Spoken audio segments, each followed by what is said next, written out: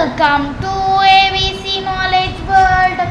இன்னைக்கு நம்ம பார்க்க போறது 7th standard maths term 1 unit 4 direct and inverse proportion உள்ள exercise 4.2 9 sum பார்க்கலாம். A toy company requires 36 machines to produce a car tires in 54 days. How many machines would be required to produce the same number of car in 81 days அப்படின்னு கேட்டிருக்காங்க.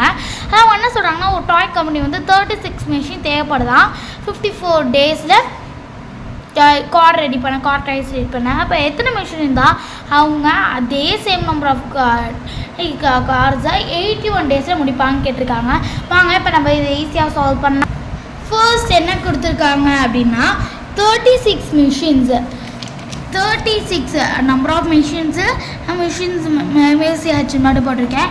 36 machines வந்து 54 days தான். 36 machines 54 days தான். அப்போது எத்தனை மிஷின்ஸுன்னு தெரில, ஆனால் 81 days தான். இப்போ இது எப்படி எழுதணும் அப்படின்னு உங்களுக்கு நல்லாவே தெரியும். 36 × 54 is equal to x × 81.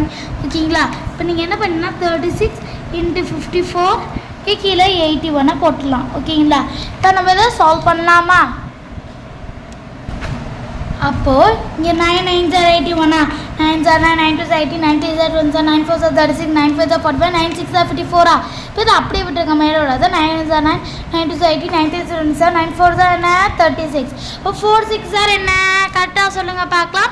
4 6 are என்ன 6 1 are 6, 6 2 are 12, 6 3 are 18, 6 4 are என்னவோ அதான் இங்கே எக்ஸ். ஓகேங்களா? இப்போ 6 4 are என்ன கரெக்ட் 24. அப்போ 24 மிஷின்ஸ் இதான் போதும்.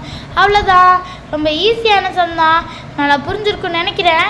நம்ம அடுத்த வீடியோ பார்க்கலாம். தேங்க்ஸ் ஃபார் வாட்சிங் த வீடியோ.